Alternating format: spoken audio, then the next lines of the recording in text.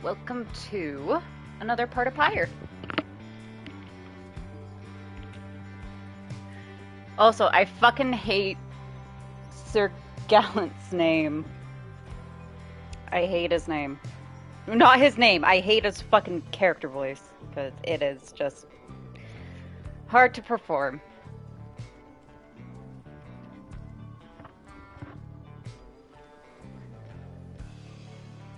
Oh, come on. See, we're in the fun thing of just waiting for it to go live. There we go. Where it's like, are we going live? Are we not? What are we doing? Gotta figure shit out. Get everything up and going.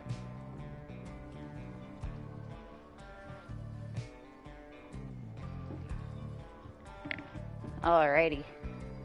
We'll just wait for Nightbot to come say hello. If it wants to.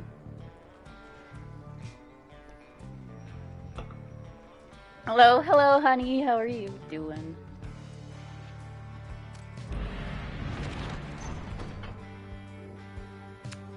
Oh, we got too fast to go today. Got Ragged Rock. The northern current towards Storm Wall passes by an old carcass of ships long gone. Rookie spy wreckages in the area and believes there could be valuables to find or falsetto. Fine, yeah, how about you? I'm doing good. The south current towards Stormwall brims with large sea creatures. Tizo seems very eager to see the wagon head in this direction. Of fucking course, Tizo. Let's go. Let's go, boy.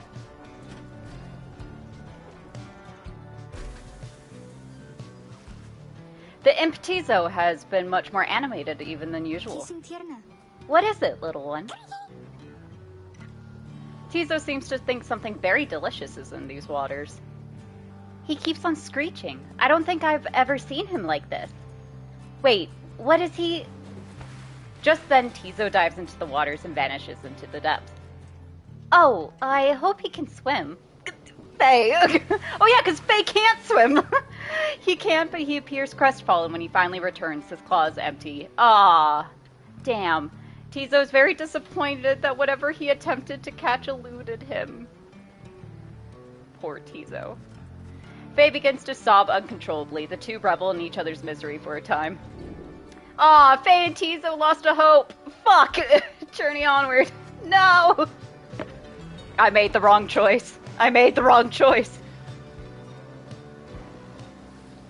Should have followed Ruki. Damn. You and your companions look upon the deathless tempest. The stars demand you sail beyond it, yet the very thought is beyond reason. A tempest raging in the Sea of Solace, seemingly for all eternity. The storm that arose after the death of the sea titan, unfathomed plurns, never has entirely subsided. Then, something in the nearby water stirs, and from it springs something familiar. Fuck me! God damn it! No! No! You know how my voice was sounding fine?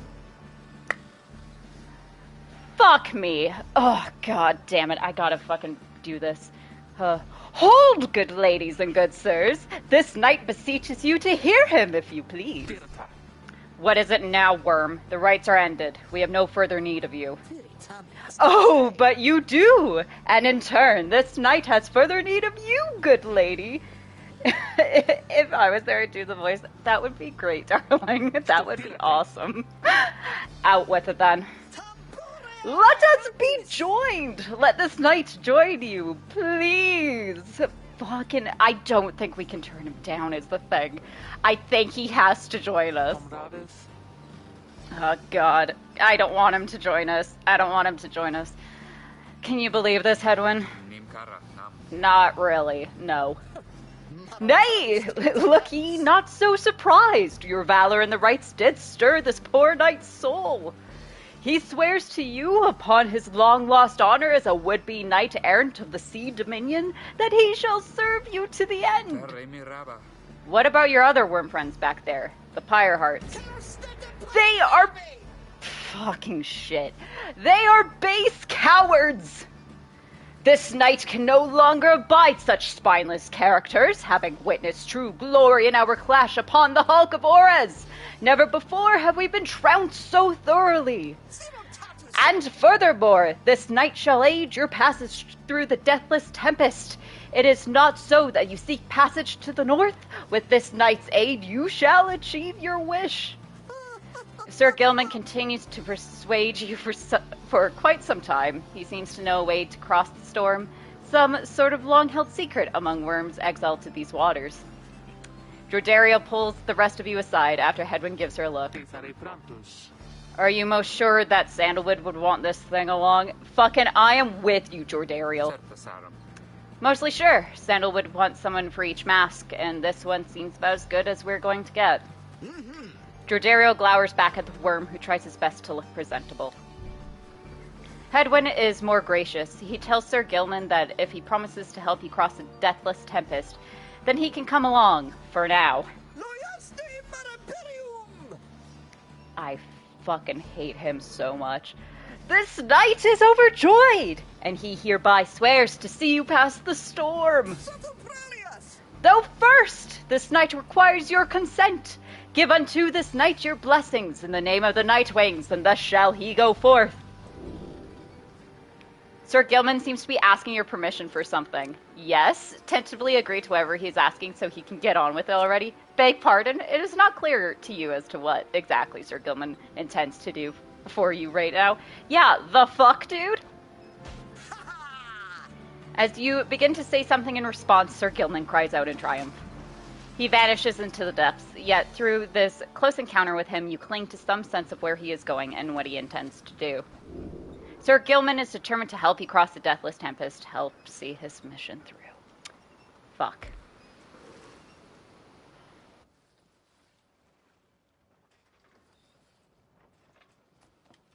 Great. Love it. Love that we have this guy. Totally not fucking fuck shit. Determined to prove himself to you, and the Nightwing, Sir Gilman emerges somewhere in the outer reaches of the Sea of Solace and calls out to you. Master Reader, if you can hear this knight, then he implores you now, lend him your guidance. This knight's objective ought to be not far east of here. Today we shall bring peace to the embroiled sea. Know, however, that among this knight's brethren, the actions we are about to take are highly forbidden. But they are highly just! Thus Sir Gilman sets forth to quell the storm that rages to the north. Traverse the reef. Great.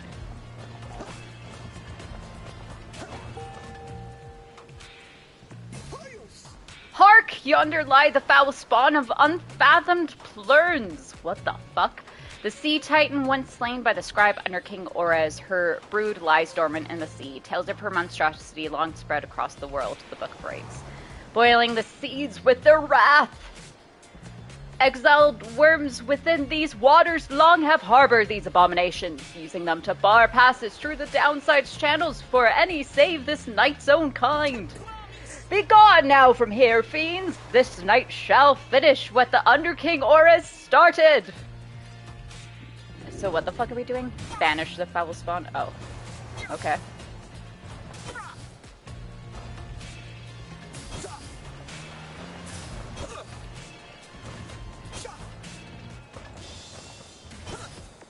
Oh, hello. Oh, he like goes backwards. Interesting. Oh, two left. Okay, come on. Last one. Hey! Now we can get through. Excellent. Uh-oh, fuck. Hold it right there, you traitorous slug! How dare you turn your back on this knight? To your superior! Fuck. Superior by rank no longer, for we no longer serve the Commonwealth, last this knight checked. Here, you hold no sway over this knight. And what have you done to the spawn? Have you no honor left at all? This knight has done with which required doing. His honor cannot sink much lower anyhow. He figured this would be an ideal time to free himself from servitude to you. Why you dare to staunch the Tempest for those Nightwings? Good Sir Deluge. This knight was born to dare. Now come and fight this knight if you so dare as well. Pyre Hearts, banish him! This is an order! I fucking hate these words so much. They're so fucking ridiculous. Okay. Oh. You Gilman, you shall never be inferior, or you shall ever be inferior, even amongst the weakest of our kind. Gilman, where did you go? Gilman! Gilman! But Sir Gilman's banishment served as the perfect ruse for him to elude his adversaries and return to his newfound allies. I love listening anyhow. It's good to know that it's entertaining. It may be destroying my voice one word at a time, but at least as it's entertaining, I don't need it. This knight would say it was an honor serving you, Sir Deluge, but that would be a bald-faced lie, and yet another stain upon his blackened reputation. Until we meet again! Wait, you lowly traitor! This knight will have your head! Gilman! Hopefully we don't have to deal with them for a while. As the day wears on, there is still no sign of the Worm Knight. Your companions grow restless, but then... Hail! This knight returns with newfound tales to tell and new scars to show for them. Sir Gilman is sopping wet and visibly shaken. He struggles to maintain decorum. He is, in short, the very image of a Worm Knight. And, more importantly, that little Tempest doth no longer pose a threat for now. Behold! As if on cue, the deathless Tempest begins to simmer and subside. Well, you're good for one thing, man. I wonder if I should let him go first. Because fuck this guy. Would you look at that? He really did it.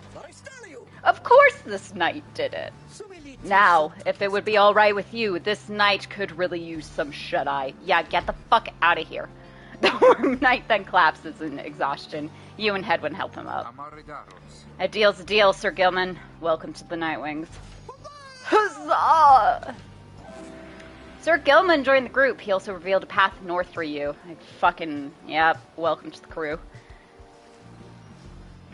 Alright, Deathless Tempest time. You have not yet been to this region of the downside. Sir Gilman revealed a gap in the storm that seems safe enough to traverse.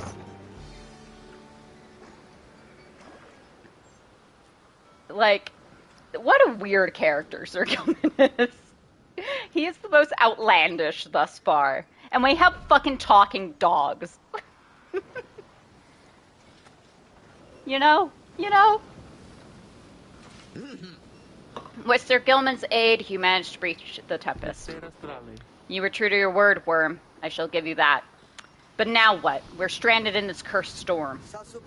A most excellent question, and from one most fair. He's pretty crazy. That he is, darling, that he is. Call me that once more, and I shall tie you in a knot. And from one most spirited as well. This knight was wise to side with ye. Just, where do we turn from here? Answer the question, now.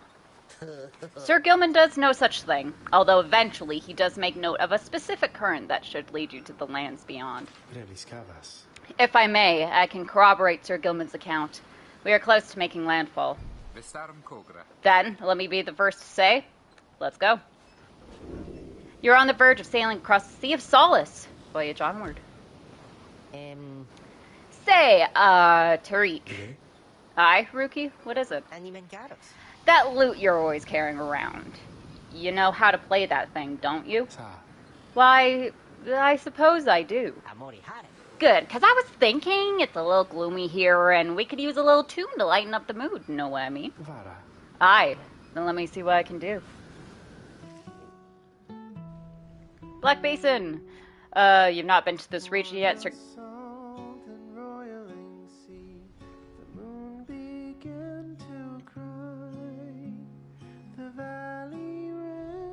Sorrowful tears and filled we got a fucking bard here. Sir Gilman claims the downside's northern landmass should be just beyond these waters.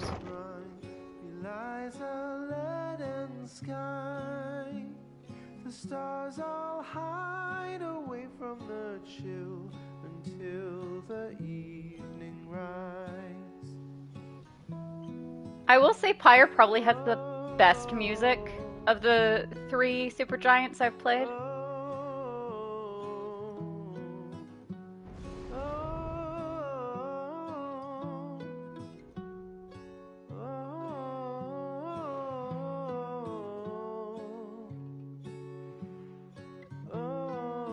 Like, each one is very fitting to its game, but this one just nailed the music. At last your wagon rumbles onto solid, jagged ground, the land called Black Basin. Black glass, searing vapor, and strangling forests mark the forsaken lands that loom across the sea. The 8 scribes first discovered this, the northern landmass of the downside. Your fellow exiles unpack the wagon so you can take stock of how best to reach your destination.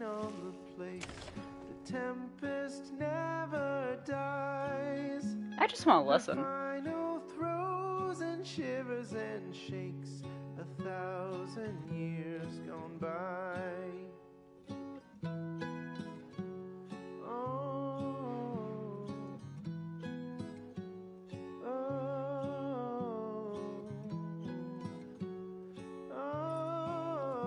oh. Oh, fuck me. What the fuck's this, first off? Sir Gilman's crest, official certification of the knighthood in the Commonwealth, oft-sought by worm knights. Hey, dude. You approach Sir Gilman, who must have just finished practicing his fencing maneuvers. He regards you with his single eye.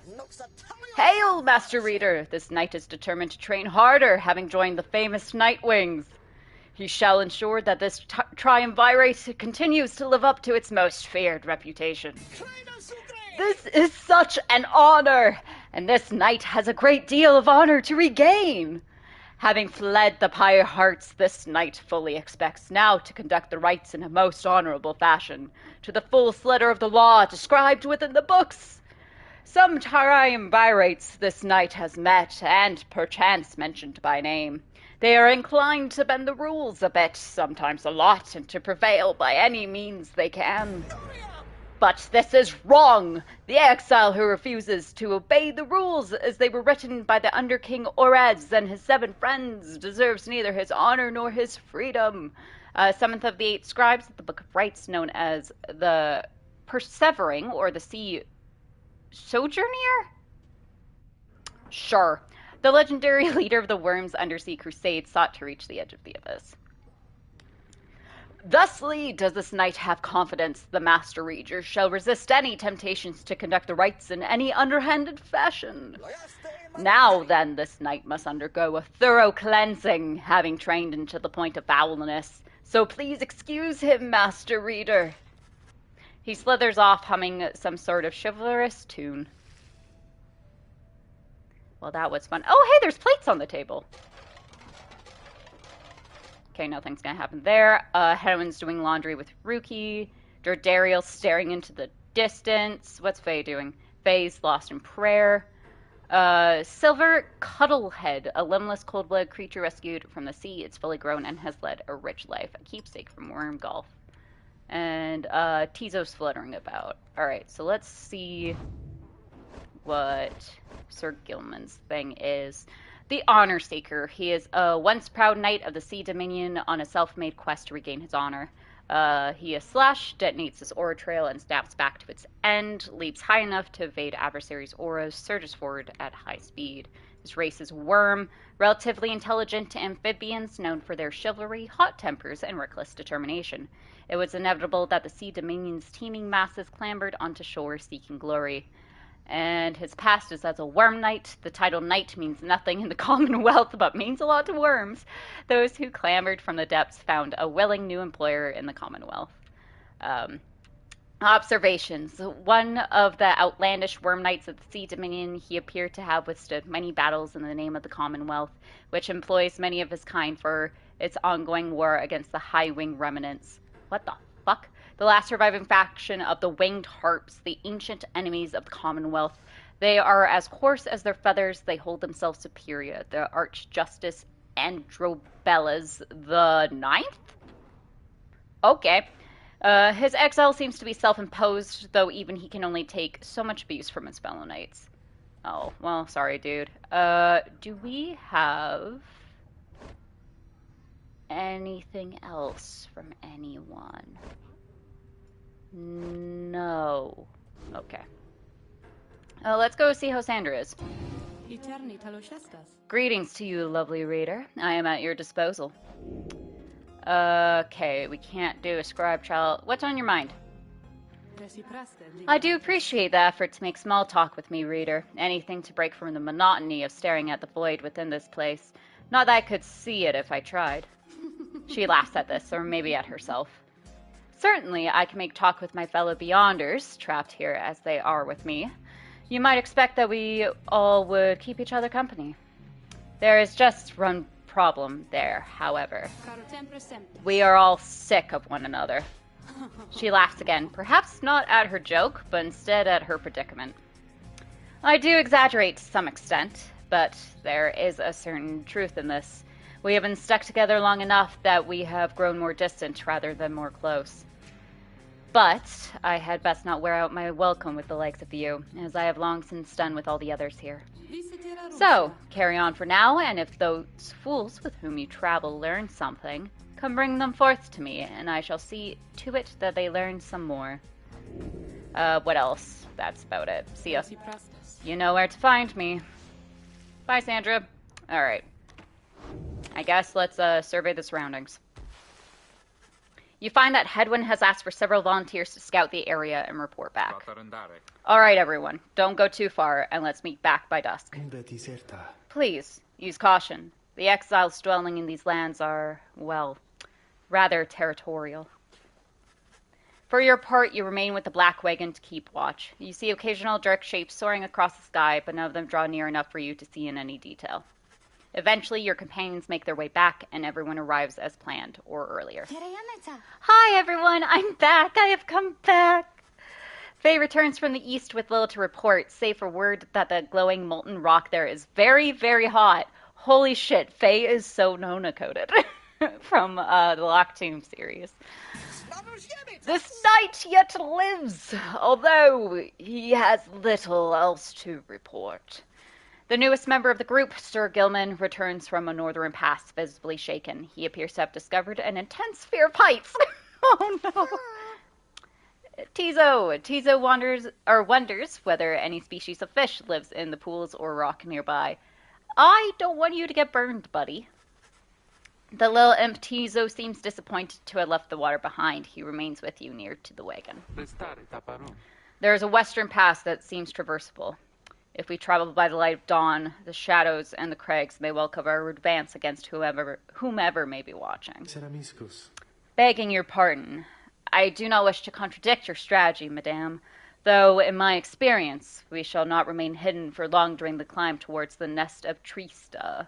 What is that? According to the stars, the next rite shall soon commence here. The exiled harp matriarch lived in solitude among these very cliffs. Great.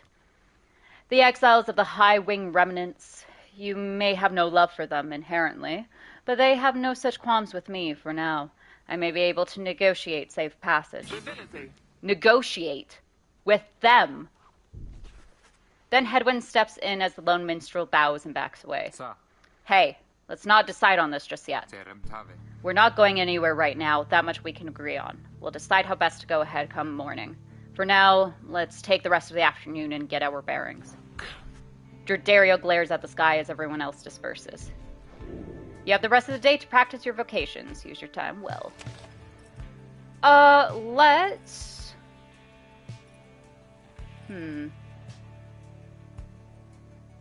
Yeah, let's study in private. That's the one we haven't done yet. You find a relatively quiet clearing to study the Book of Rites with undivided attention, though greater understanding comes to the reader's influence. Attribute bonuses you bestow on all your fellow exiles who participate in the rites. The triumvirate whose reader is well attuned to the book has an inherent edge against its adversaries. For which aspect of the Book of Rites? Okay, we can't do glory. Current rank is 0-2. Great. Each point of glory raises how much flame your exiles deal into adversaries' pyre. Teachings and wisdom of hope. Each point of hope slightly reduces your fellow exiles' banishment duration during the rites. The authors of the prowess. Each point of quickness makes your fellow exiles move slightly faster. The innate mystic power. Each point of presence slightly increases the size of your fellow exiles' aura during the rites. Let's do hope. You concentrate on the substance of the words and teachings of the Book of Rites, such as you understand them thus far. Inspiration comes to you in a flash, whether from the book or from within, you cannot tell. You gain the reader's influence, spirit. Each rank raises your fellow exiles' hope, making them return from banishment more quickly. All Nightwings gain +1 hope. Excellent. Finish studying.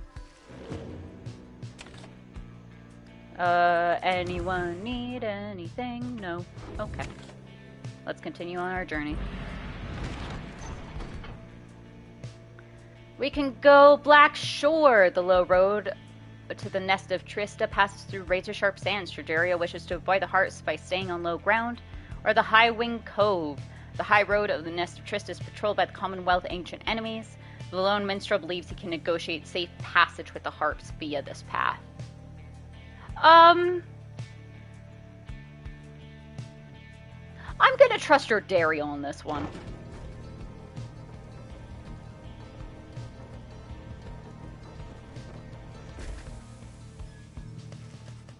The shattered lands of Black Shore proved difficult to traverse for the Black Wagon. The low road to the nest of Trista passes through razor-sharp sands. The land beyond the Sea of Solace extrudes from the ocean on a bed of black glass. Jordario searches for a solid path forward to little avail. Fie on these blasted lands. How are we to proceed through this? Perhaps I may be of some assistance. This place is not so unfamiliar to me, nor are its hidden denizens. Please remain with the others until I return, madame. I shall not be long. The minstrel disappears into the cliffs before Jordario can protest. In the meantime, you and she continue to keep watch, sensing unseen eyes. The last time that one disappeared on us, we searched for him for days. But this time, he soon returns. I have secured safe passage through the nest of Trista. We may proceed. Secured safe passage with whom, exactly? Just then, a winged woman dives down from the sky. She looks Jordario up and down, and then she soars away without a word. The lone minstrel says nothing more either. Okay, so either way we negotiated, I guess. Or the lone minstrel negotiated with the harpies. Okay. Or the harps. Jordario's scowl deepens. For centuries, the Commonwealth withstood the high-wing remnants' treacherous assaults thanks to soldiers such as she. Jordario lost 4 hope? Are you fucking kidding me? Jordario's fucking sitting this one out, I guess. Fuck me. Jordario has the lowest hope. Okay, guys. At last you arrive at the nest of Trista, where the next rite is soon to commence. You cannot shake the feeling that unseen eyes watch your wagon's ascent and remain watching now. Okay, so Jordario's sitting out, Faye's sitting out, and Tizo's sitting out. Jesus. Oh, hey guys, what brings you out here? No, wait, don't tell me, I don't want to know. All I want is you to get the best deals in the downside. Alright, thanks, dude. What the fuck are all this? Righteous Flame, after dosing the bearers restored up +5. Whoa! Oh, I can't fucking afford that. Any adversaries banished? Okay. Start right. The bearer's pyre automatically gains 4 after banish. Yeah, no, I can't afford any of this. See you guys. Yeah, sorry, I don't have fucking money, Ron. Alright, the book. The Hunt for Myrrh. In the words of Gol Goliathan, the Master General, my emperor lay there, bleeding and alone, stranded in a bitter land beyond the river. With fleeting consciousness, he understood the folly of his quest and the folly of his rule over his country. Thus did he await the last embrace. It was the Imp-Ha'ab who nursed him back to health, or who, however the fuck it's pronounced. and warned him often of the dangers he would have to face. Many enemies of Myr would come in search for him, some under employment by the rope collar, some longing openly for cold, uncomplicated vengeance. I was one of them. I plunged into the river willingly. We needed to be sure that he was dead. Huh. Okay, so it seems like the downside is connected by this river. Interesting.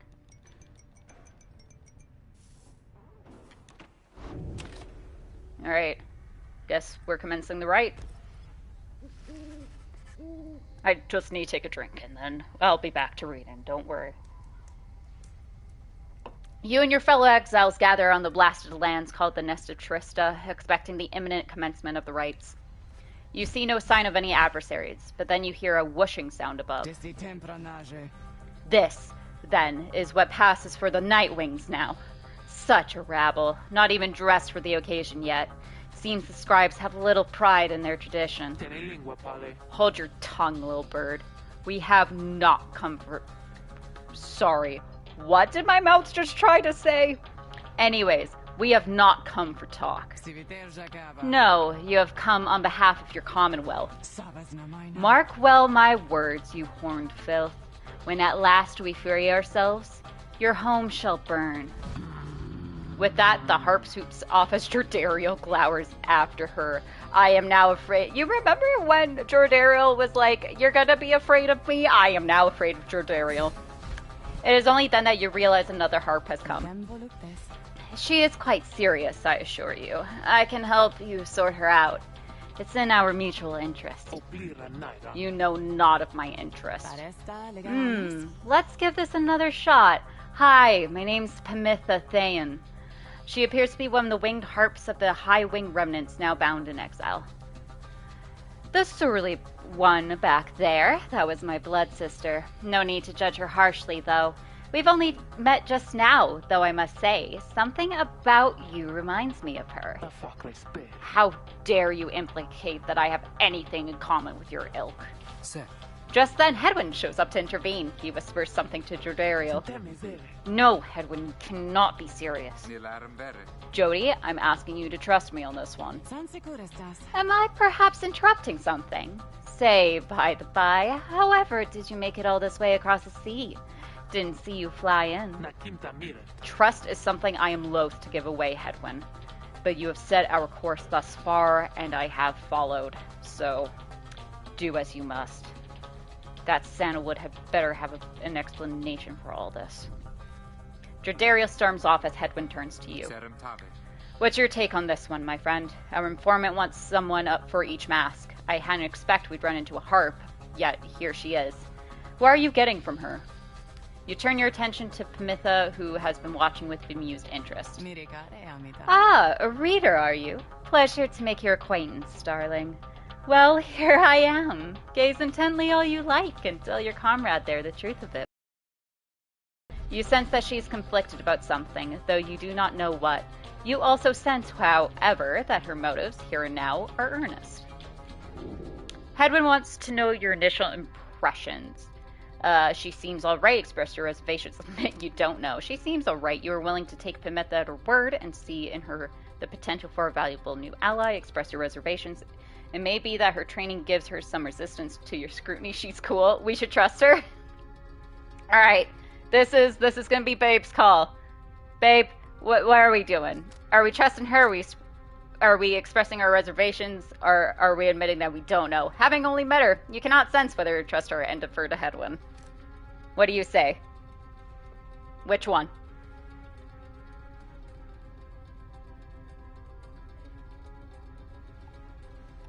Because she is cool. But we did just kind of meet her. And Jordariel doesn't like her. Don't know, alright? Fuck if I know, Hedwyn. We have just met her. Very. Oh. Oh. Man, I'm just waiting to see the background go back to normal. Okay. So basically, we were just like, you know, Hedwyn, it's your call. And Hedwyn now is like, you know, Sandalwood would want us to take her in, so let's take her in. We've come this far thanks to a certain faith, and right now it's telling me to take her with us, even though Jordariel isn't going to like it. He then turns to Pamitha. Hey, I'm Hedwyn. We'll accept your offer on 2 conditions if you'll hear me out. Conditions? Why, sure. I love a good condition or two. First, after we're finished here tonight... There we are then. Yep. After we're finished here tonight, you come along and make sure that your blood sister and her friends don't give us any trouble when we're headed out. Second, you have to find a way to get along with Jordariel, whom you met earlier. Brilliant! I had no plans to stick around here anyway.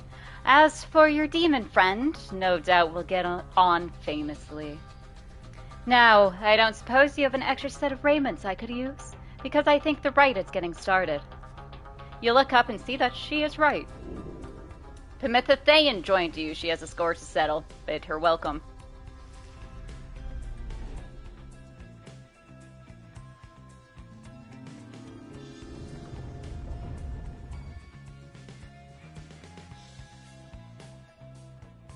I still don't know why the stream lags like that.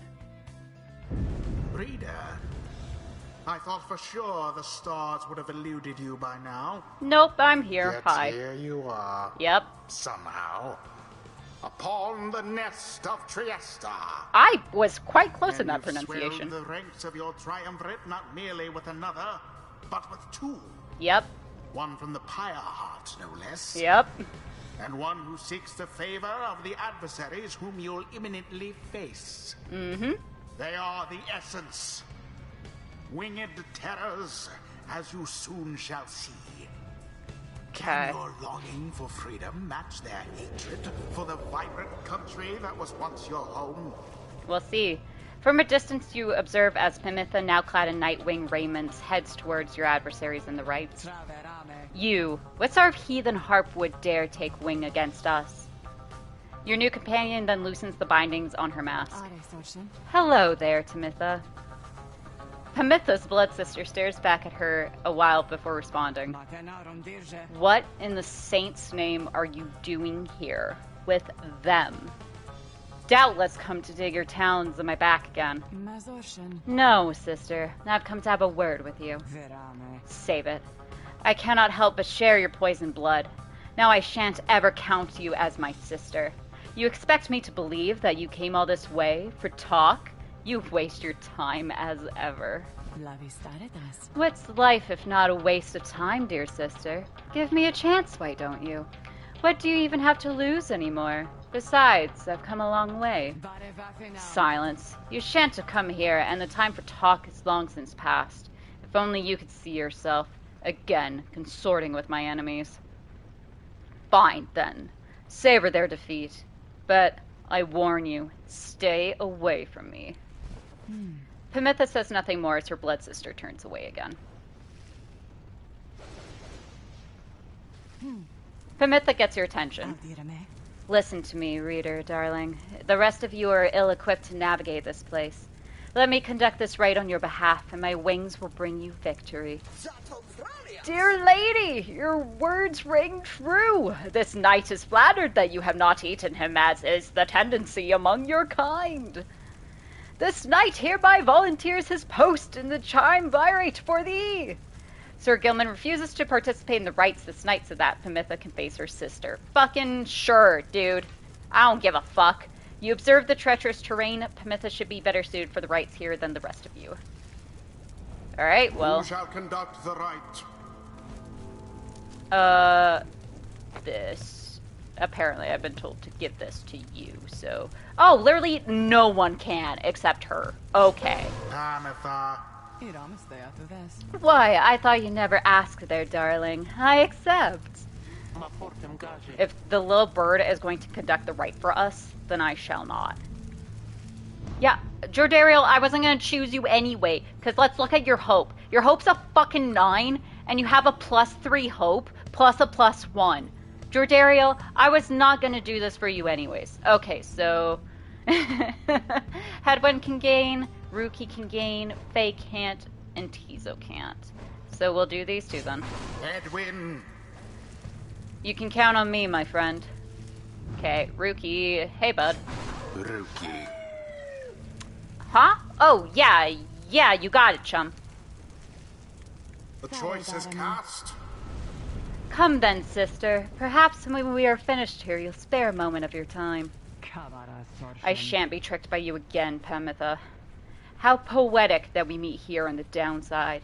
I can think of nowhere else where I would rather see you rot for what you did.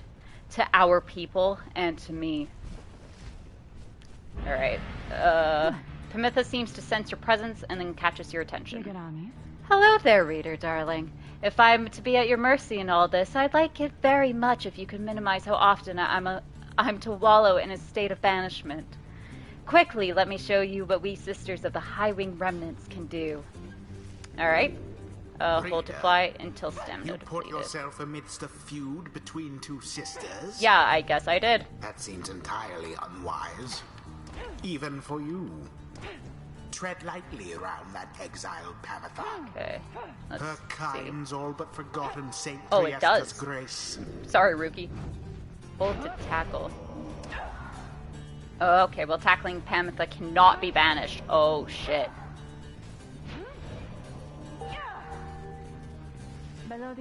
See, darling, we harps were not so bad. Now, I suppose we better get...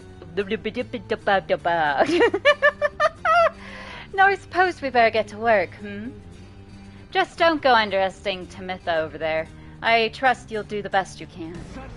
To the sky, sister. Talon formation. Uh-oh. Fuck.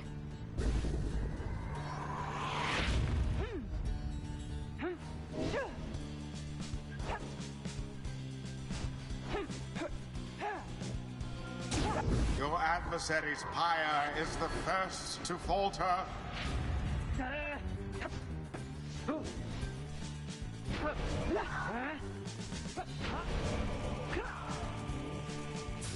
Well, Damn. now that was exciting. Okay, shut up, dude.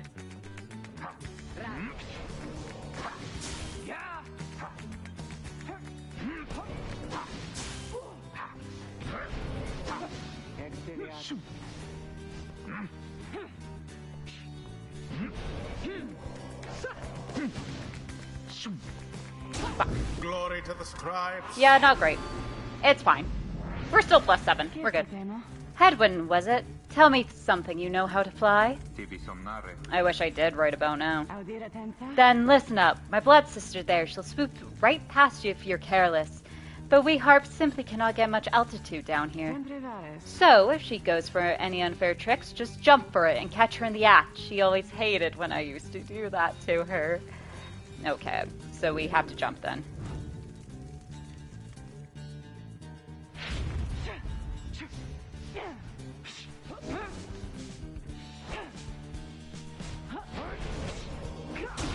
Glory. Okay. A banishment.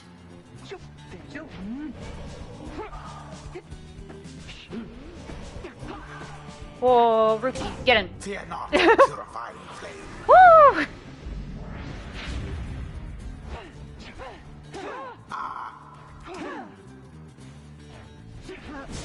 Too Oh, slow damn. there, Pamitha.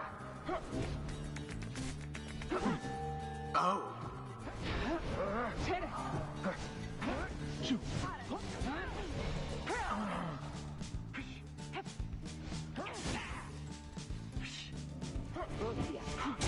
There we go. Bask in the purifying flame. Damn you, Pamitha. You are no true Thayan. What the fuck's a Thayan? Clan Thayan, a feared clan of the High Wing Remnants, Pamitha and Tamitha are its surviving members. To think that you have the gall to call me sister still, after everything you've wrought upon us.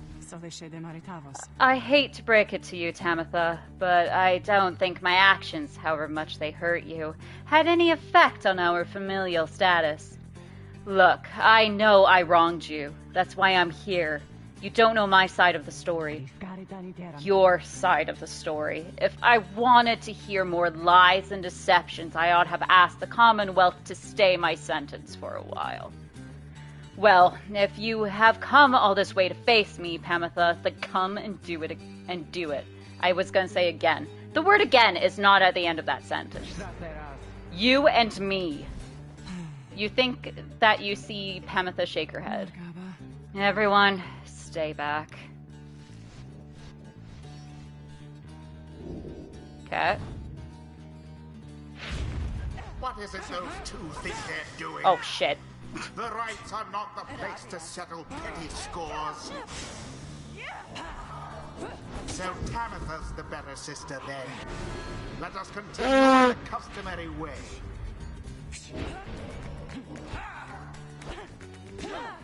Who? One careless step. And it is done. Hell yeah. We got it. Know who prevailed? Okay. Perhaps Calm they down. do deserve their freedom after all.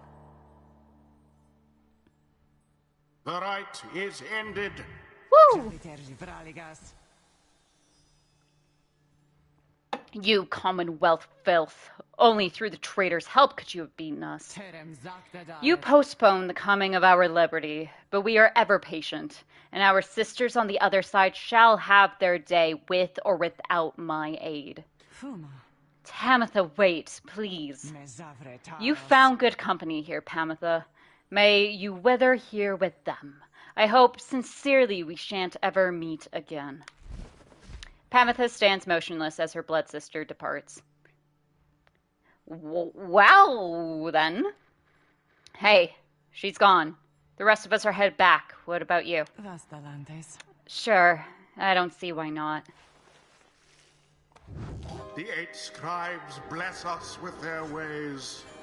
Hey, rank 3. I used to think the scribes were just the stuff of stories, but all of this really is their doing, isn't it? Alright. While bearing the orb, Hedwyn and his allies move with and past the orb more quickly. Hedwyn and his allies may instantly return banished allies by moving to where they fell. Ooh. Okay, either so I get a thing, which I will totally by accident do, or I get a thing that benefits everyone. Or I can have him get more stamina and jump. Let's see. When power casting, Hedwyn's aura travels in a wider, longer line. Hedwyn jumps into the airborne adversaries, he banishes them. Oh, after Hedwyn does the adversary's pyre, his pyre recovers equal to 50%. Hedwyn and his allies cause banishment adversaries to banish for 2 seconds longer.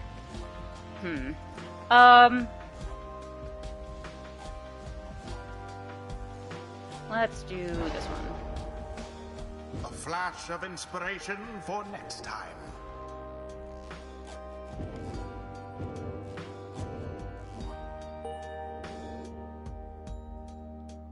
Cool. Until the stars align. So we got Pamitha now on the team. Woo!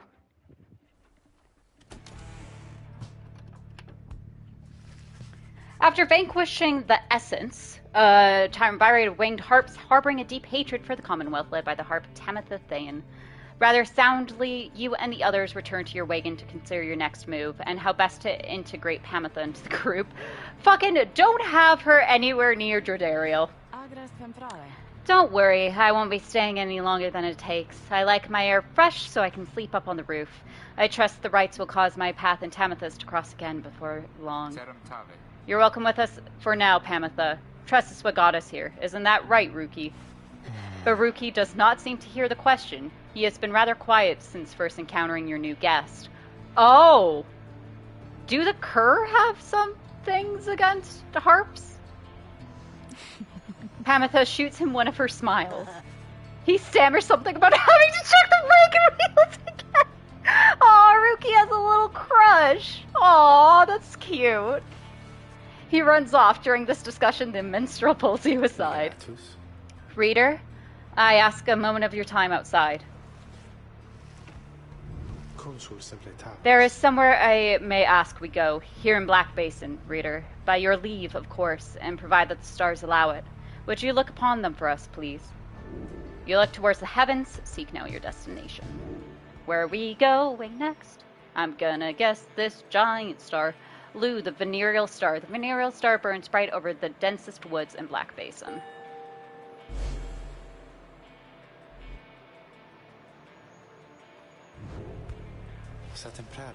The glade of Lu, directly due west. Then, it is just as my client indicated. According to the stars, the next rite shall soon commence there. The great sap scholar Luce Glorian here vanquished the root titan, limbless Arzech? Sure. This client of yours, our informant, Sandalwood. He entrusted us with this wagon, this quest. Why? What does he want from us? You may ask him yourself. He awaits us, somewhere in Wakingwood, due west. Wakingwood, a labyrinth of a forest in the western half of Black Basin. Few know their way around in it. The path to the sacred Mount Aliodel lies far beyond these suffocating woods. How do we find him? He shall find us. It seems you are soon to finally meet Sandalwood. At dawn, you shall have to cross a single narrow path leading west, where he supposedly awaits. Nope, we gotta talk to someone, probably Pamitha. Yeah. Hey. Oh, is this your thing? Kept close in the hands... kept close at hand in the off chance of a good occasion or a very bad one. Cool, we have moonshine in the cart now. You approach Pamitha, who has kept to herself since she joined your small band. You sense she is unaware of you as she preens her flight feathers, but then she speaks up before you can do the same. Come to check up on me, reader, darling. In those first moments when we met, the lack of confidence which you related to that nice headwind boy, it's understandable you'd not see past these wings. One of your kind's ancient enemies just happens to insert herself into your group, and you just go with it? However, I assure you that my motives here are plain. You'll see. I've business with my blood sister Tamitha and nothing more. You briefly met, I think. She's quite a catch. As to the little quibble between us, well, it's a long story all in all. One that's frankly no one's business but hers and mine. Surely we'll run into her again. Maybe not soon, but in time. And we have the rest of our long lives to wait. Anyway, happy to aid you in your quest until such time, especially to the extent that it aids me in mine. A simple exchange. Until then, stay vigilant, darling. You needn't concern yourself with making small talk with someone like me. And besides, we harps have a saying, liars abound. She swoops away before you can respond. Thanks! Great. What's everyone up to? Jordariel's sharpening things? I don't like that. Sir Gilman's crawling in the wheelwork. Headwind's fixing something with Faye. Faye's gonna be fixing something with Headwind. Ruki's digging outside. Tizo's out on a short flight. And the minstrel is exploring nearby. Alright. Let's see your backstory. The Guilty Sister. She is an outcast of the winged high wing remnants, the Commonwealth's hated enemy. Tackle, hurls forward, engulfed in aura, immune to adversaries' auras. Fly, take flight, evading adversaries and obstacles. Hold to fly longer. Dash, dashes forward, shoving aside adversaries in the way. Race is harp, winged warriors from the mountainous offskirts of the Commonwealth where they are feared. They fled to their mountain nests, awaiting the day when they would darken the skies and retake the land. Past is Talon. The fiercest squadron of the high-wing remnants is the reason the Blood Border is thusly named. Unable to stop the talons of the high-wing remnants, the Commonwealth sought to destroy them from within. Hello, how's the game? I remember playing it some time ago. Hello, Darth. The game's going pretty good. How are you doing? Observations. If the Commonwealth fears anything at all, it is the harps of the high-wing remnants. She is clearly one of them, many of whom have been exiled as prisoners of war. She seems to have an unusually easygoing attitude towards things, though you sense she is in pain or in a state of turmoil over something. So, like, we have her, who's, you know, here battling to take back the land that was once hers, or, like, her people's. And then we have Jordariel, who, like, fought on the front lines against harps. Great. This is totally gonna be some sitcom shit here. Gonna love this. Okay. Great, great. Cool, cool, cool. Let's continue on our journey. Sulphur Main, a precarious path leading towards the woods. The lone minstrel cautions that the one path down the cliffs is rather treacherous. Well, fuck it. We gotta go, man. The wagon has hit a snag descending the Black Crags. The wheel's stuck. Jordariel is not pleased. First, that blasted little bird. Now this. Though you lack Jordariel's raw strength, you join in as she attempts to dislodge the wagon. At last, with a roar and a heave, she forces the wagon back onto solid ground. May the sandalwood be worth all of the hassle. Thank you, Jody. I'm guessing sandalwood doesn't like to be kept waiting. He is very patient, on the contrary. Not I. Let us move on. Soon the wagon is prepared. The thing I liked about this game is not... oh!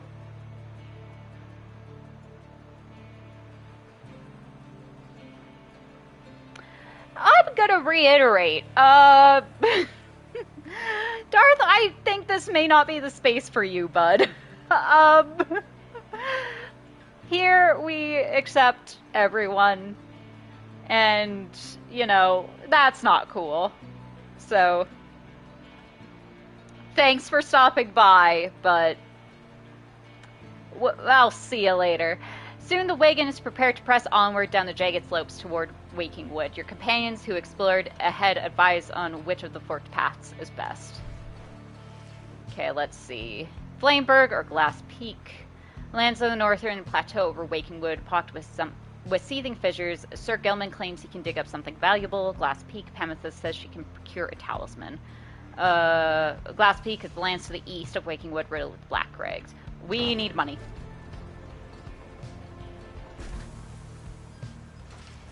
Sir Gilman is relieved at your decision to take the flatter of the two paths down the Black Crags, though nonetheless seems rather shaken by the steep trip down. This knight mislikes these heights. For shame, Master Reader. You must take this knight for a common, craven coward. He buries his head in the soil. When at last you coax him back up, you see that he has an item of some sort. Ha ha! This knight did have you fooled there, did he not? He explains how finding the item was his plan all along. Give me 1 second.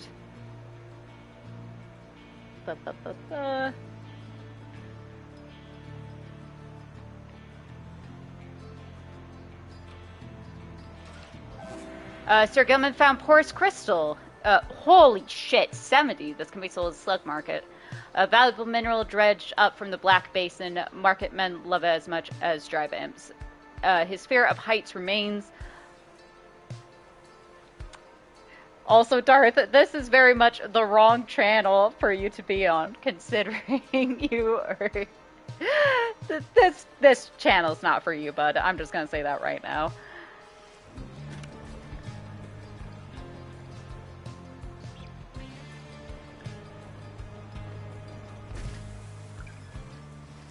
Having passed beyond the Black Crags, your wagon arrives at the edge of Waking Wood. It is here that Sandalwood is to be expecting you. However, most puzzling, he ought to have met us here. You said he would find us himself. Aye, he was to find us at the edge of these woods. We're supposed to keep waiting for him? He would desire for the stars to be your guide, as always. The rights beckon, and the rights take precedence above all else. Surely he shall find us yet. Then, let's keep moving. How do we get through these woods? The lone minstrel notes 2 possible paths forward from this point, though cautious that the woods are difficult to navigate, and Sandalwood would have known the most expedient path. Okay. Oh, fuck, I remember this. A small clearing to the east of the Glade of Lou, Needlefeld. The lone minstrel says his client Sandalwood stayed the rights here. Greymoor contains granite trees of old Waking Wood. The lone minstrel says his client Sandalwood once resided. Let's do Needlefeld.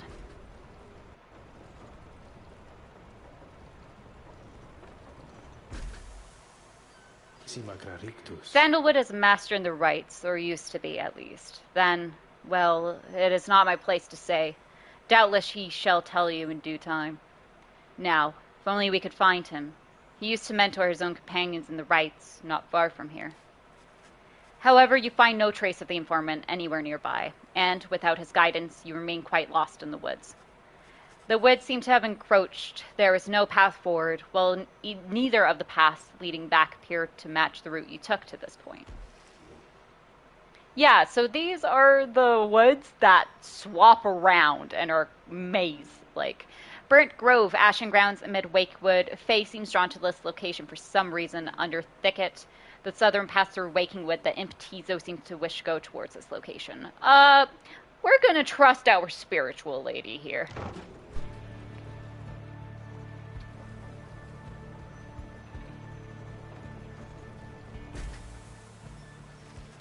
The woods are so disorienting at this point that you decide to break for camp and survey the surroundings for any clues. Perhaps later there shall be time to pursue your vocations.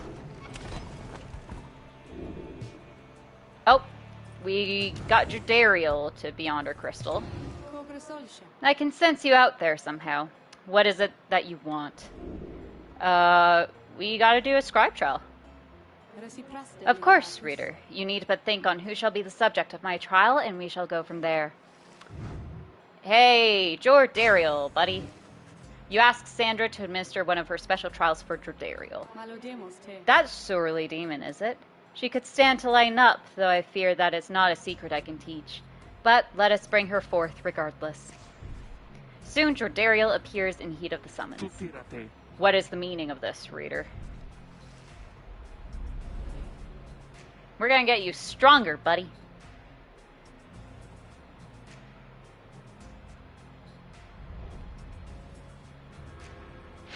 If I remember correctly, the last time I did this, it took 3 or 4 attempts. Luckily, you can pretty much do them back to back. What is the meaning of this? Reader, where are the others? The apparition Sandra appears and loosens her mask. Welcome to my humble home, demon.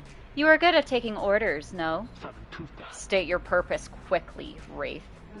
My purpose is to put you to the test.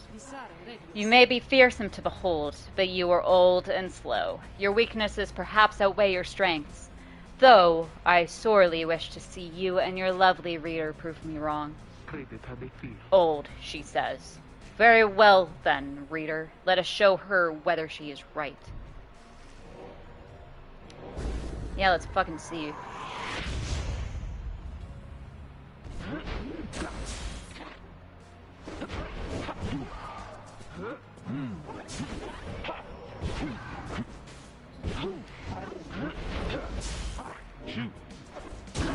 There we go.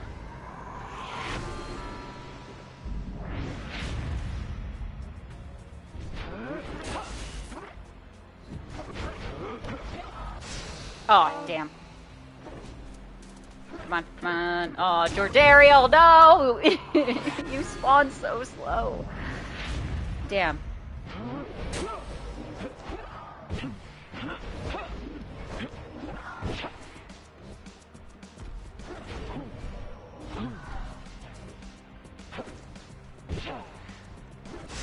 Oh, are you kidding? Oh, I was 2 steps away. Damn it.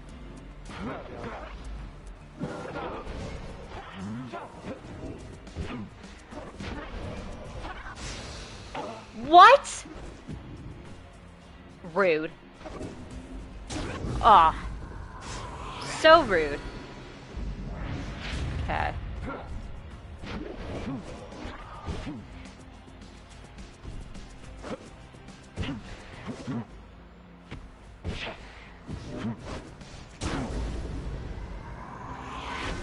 Okay. One more, and then we're good.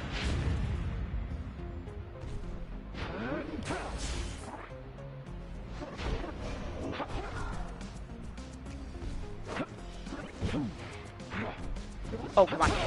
There we go.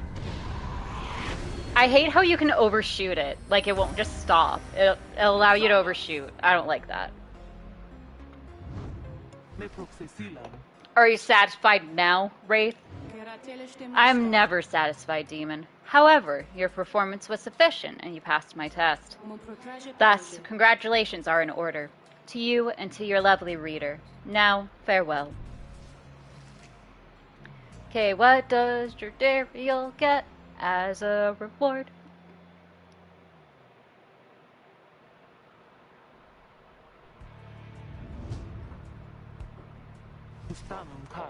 That was a strange experience. What do you have there, reader? You received Solemn's Horn for completing Jordariel's trial. Jordariel casts her aura harder and faster than usual, 15%. Cool. Yeah, we'll accept that. Jordariel. Put that in here. Give this to you. Who doesn't have stuff? You don't have stuff. Be banished, the bearer's chance to return. You're an 18, you're a 16. Yeah. Sure, you can have this, dude. And then everyone has something. Cool. Alright. Let's go sift through the ashes. He was here! He was here! You mean sandalwood? If I may ask, how can you be so certain? I think from this? I think from this! It says something. I don't know what it says, but I feel like it has to mean something. Faye produces a small strip of bark she found in the ashes. At first, it seems like nothing of interest, until you see a message carved onto the inside. You found a bark strip. It must mean something. This can be sold at the slug market. A sturdy strip of bark, on it written, "Come to Cinderroot, S." Let's notify the group. So, it's some kind of message from the sandalwood guy. Seems that way. Which way to Cinderroot? A hushed clearing south of the glade of Lu, grounds well traveled by saps knowledgeable in the rates. It is due west. Perhaps we can forth early tomorrow, when the woods are still. Sounds good. Everyone rest up. Big day coming up. Let us find some resources. Jagged briars. You sense traces of celestial residue here. You sense something Falcon Ron values. Yeah, let's do that. Hey, we got a fire cap. Something you forged in the Black Basin region. 78? Jesus. Cool. Okay. Let's see. What's everyone doing? Jordariel's forging outside. Hedwin's tidying up food. Rootke's out on his own. Tizo's staving off critters. And the minstrel's atop the wagon. Alright. Let's continue on our journey. South of the Glade of Lu, you have reason to suspect the informant Sandalwood may have come through here.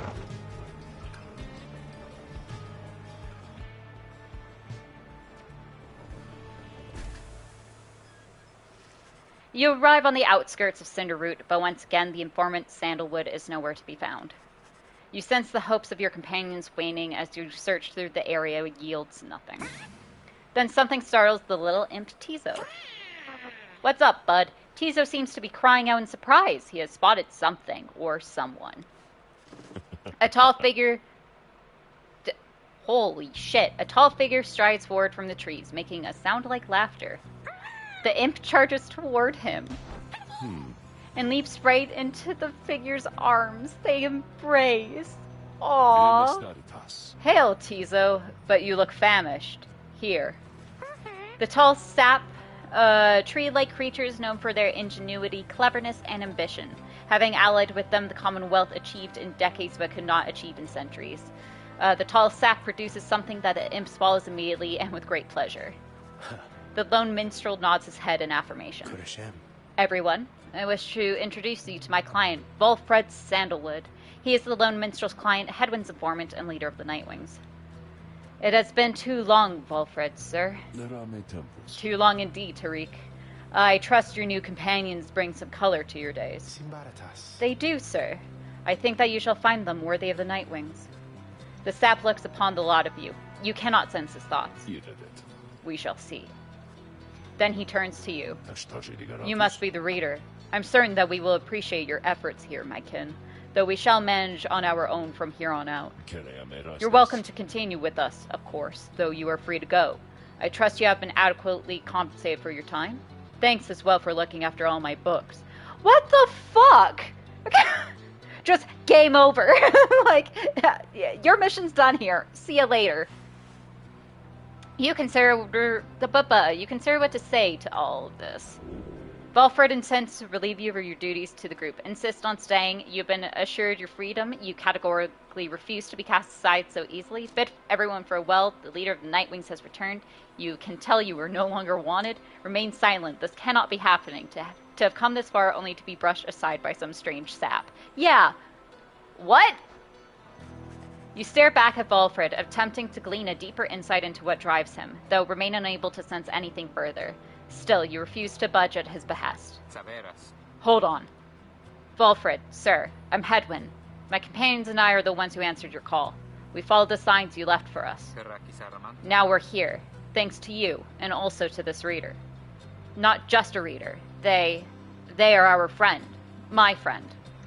They're not disposable. We made them a promise, and our freedoms are now intertwined. Valfred smirks at this. Freedom's not something to be traded or exchanged, my boy. I'd hope that you'd have come to grasp this much by now. He breathes a sigh. It seems we started off on the wrong foot. It's not my wish to sour the occasion, for there's much to do. You have a right you need to get to, do you not? I'll come along, though shall not interfere, for it seems you have a kinship with this reader of yours. Now, then, Tariq? Aye, Valfred, sir. Come, let's have a chat. Of course, sir. Valfred strides toward the black wagon, which must have belonged to him. You sense many conflicting emotions among your companions. Valfred Sandalwood join you. He knows much about the rights. Fucking, yeah, hi, welcome. This guy fucking tries to kick me out of the group. First thing he does. What the fuck, man?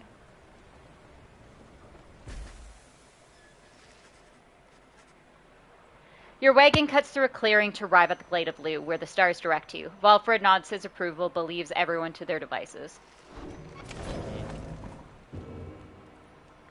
Page revealed the demon. Ooh, fun. Oh, hey, you guys. You know, I guess I didn't get the word out about this new franchise, which we opened here just now. So, give you a great deal. Tell your friends, okay? Oh, and hey there, Mr. Sandalwood. Good day to you as well, Ron. Why the fuck do you know him, anyways? Here, have this. What else? This can be sold. Have this. Oh, come on. Proceed. This can be sold. Proceed. Alright, so we have 192. Adversaries banished fire take longer by a second. Once per right, the bearer's Pyre is extinguished, is instead restored by 5. Plunging, carrying the aura, bearer moves faster, grants bearer 2 presence. When aura casting raises barrier, after dousing the Pyre, bearer's Pyre is restored. We'll purchase this, because these are actually quite good. So I'll take all of these. Thank you. Extinguish, it's instead restored by 5. So that's a rank 10, and this is a rank 5. Okay, so one costs more than the other. Sure, let's get the higher one. Alright. The bear gains +1 hope up to this many times per right. We'll instead do that. +2, +2, +1. Alright. We'll do this. We'll do a +1 here.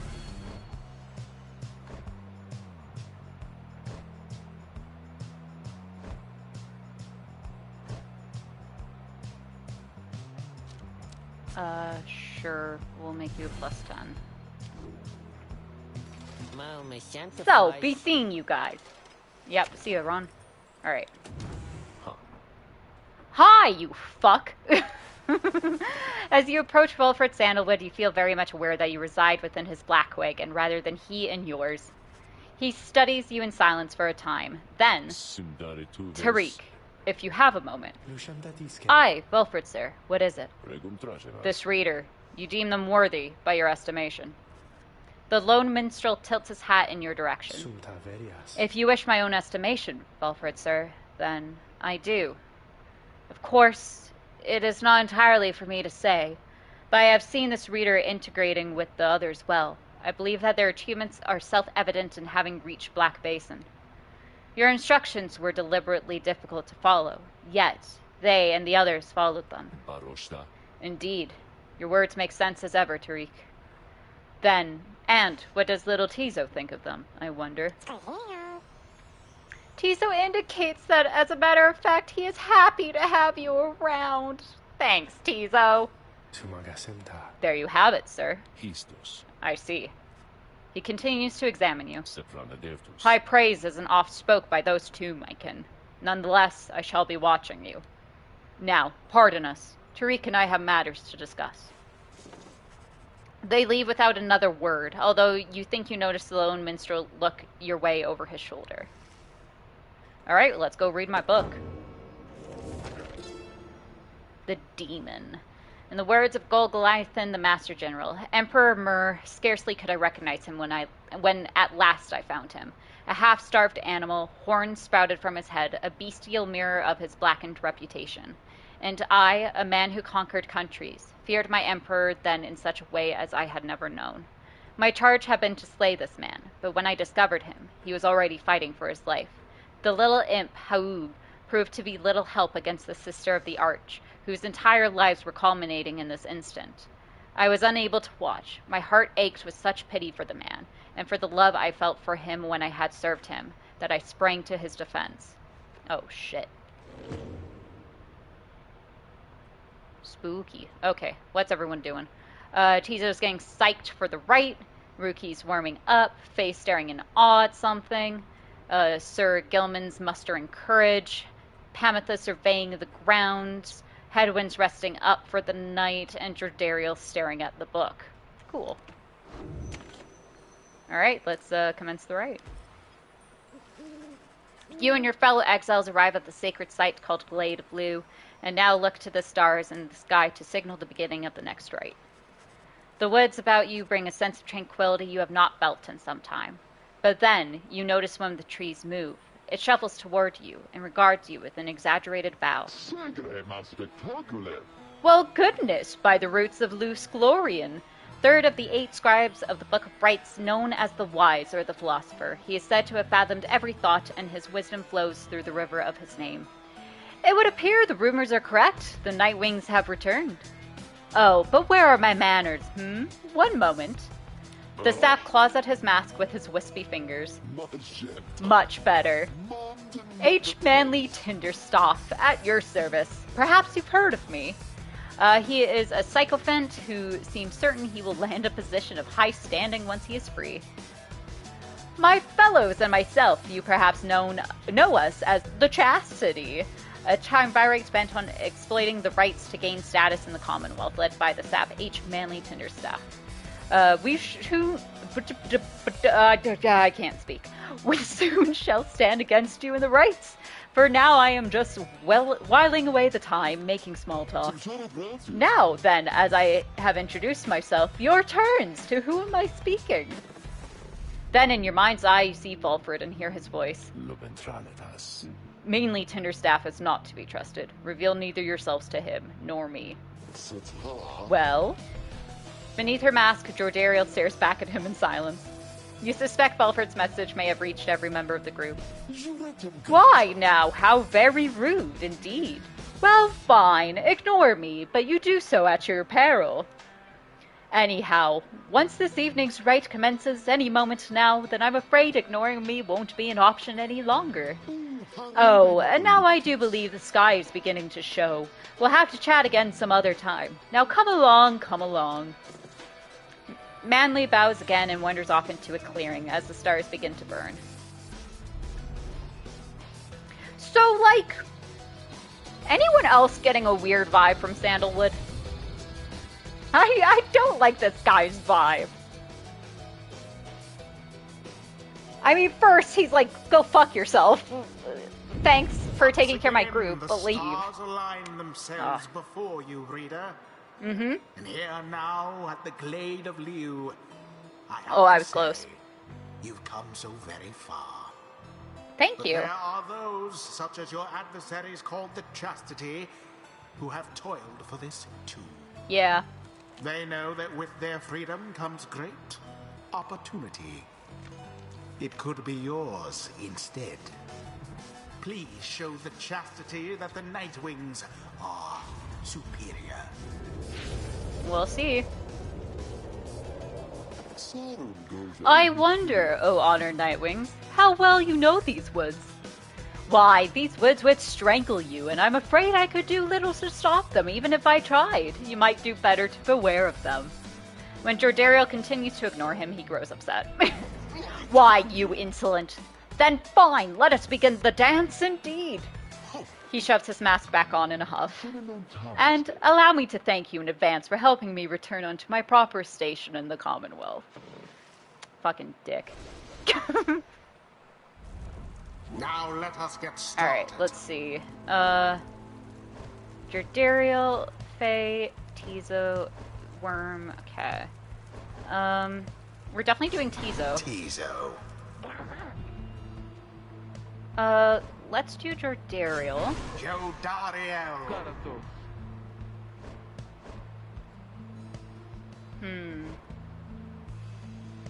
See, 18 versus 22.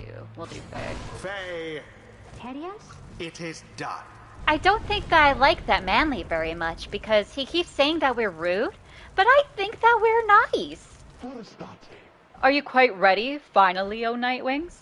May all those masks of yours ensure no harm should come to any of your lovely countenances. Now come along, let's give the stars a show. Alright.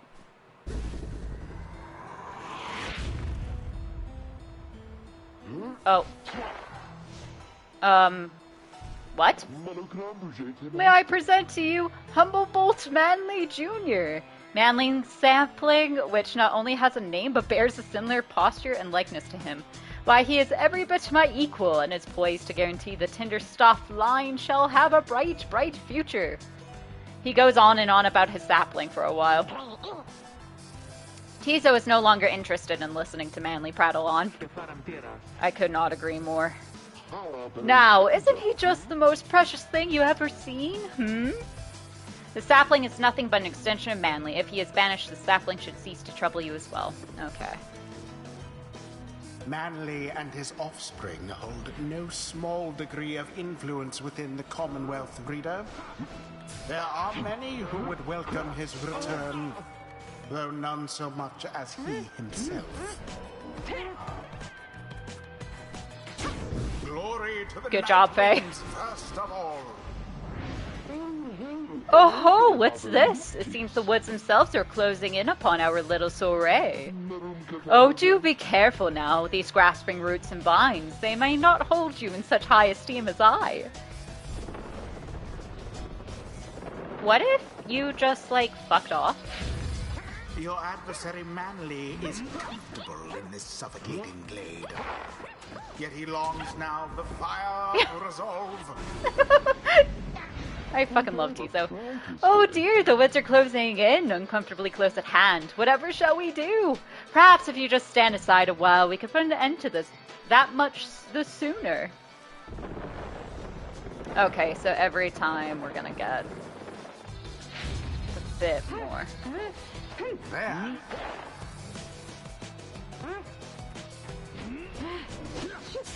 Oh, dang.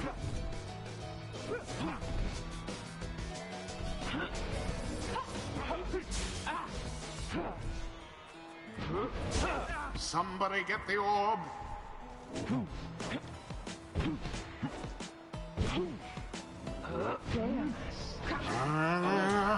Boom. Hell yeah. What a play that was. Say, have you ever noticed how it's feeling rather crowded out here, Almost as if the 100 Minds himself resents you being here. Yes, I think that's it. Third of the 8 scribes of book frights known as the wisest philosopher. We've already read his thing. So cease with all your scurrying about with that damned orb and let me handle this. Manly, fuck off.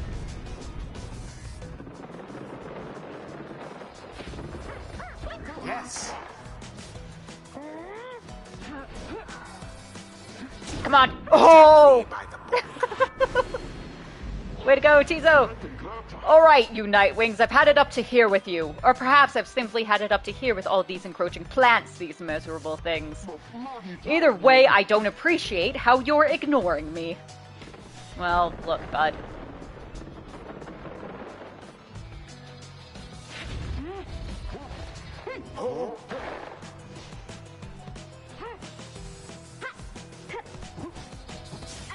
Oh.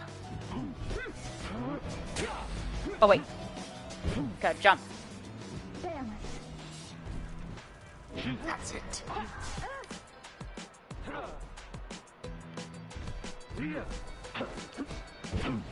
Oh. Okay.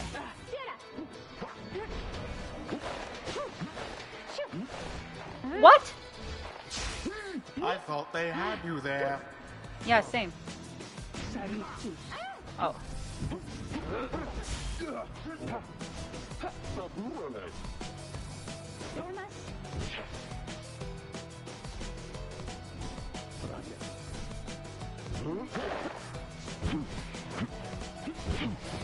Oh. To each his own.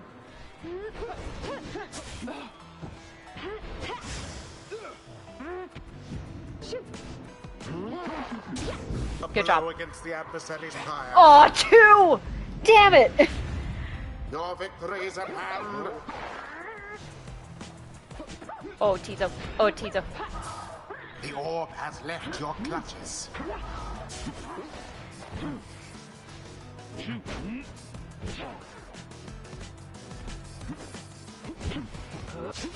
Oh.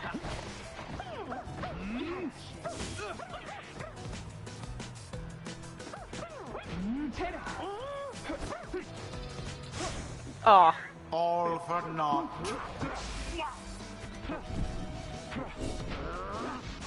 Yeah.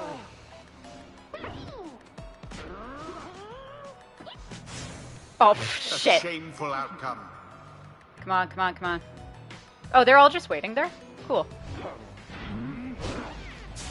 My. Oh, Pathetic. shit. Oh, that guy got stuck. Manly's out of luck for now.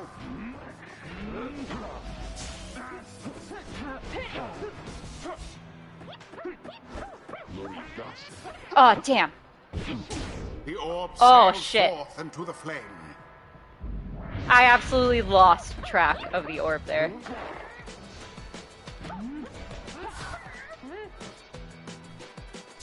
The orb slips from your clutches. Oh, holy shit. Sorry for the wait there, reader.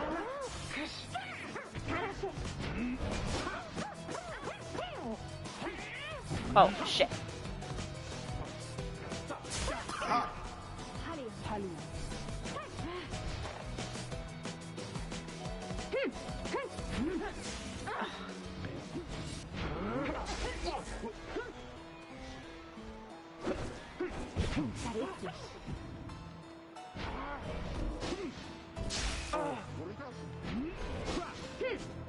Go. Come on. Oh! They banished. Oh, this is bad. Yeah. Just what the scribes ordained. Oh. I have...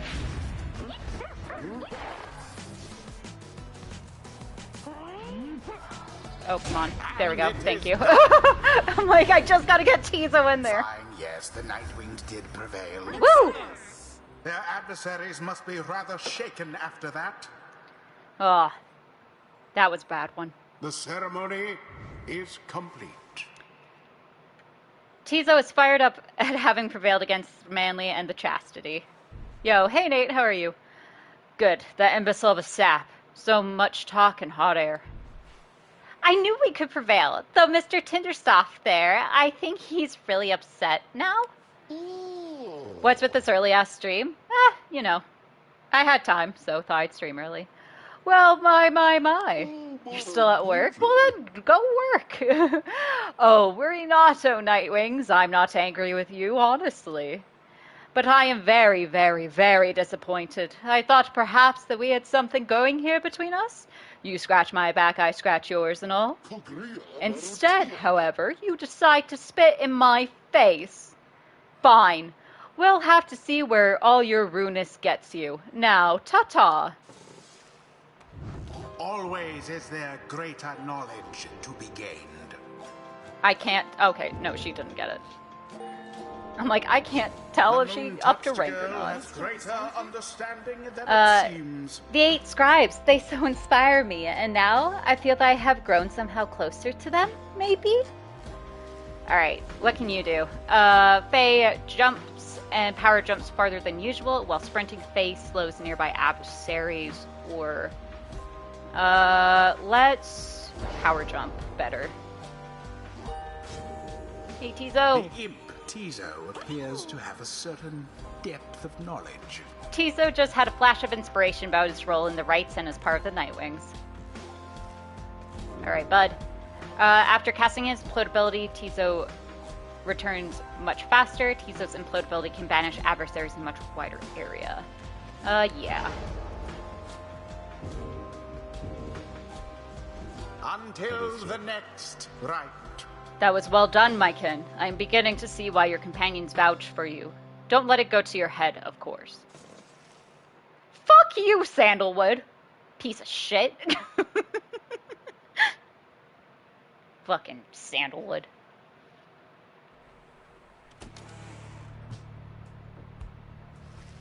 After triumphing over the chastity in a convincing manner, you return to your wagon to consider your next move. An adequate performance back there. Adequate? Yes, adequate. For the next part of our plan.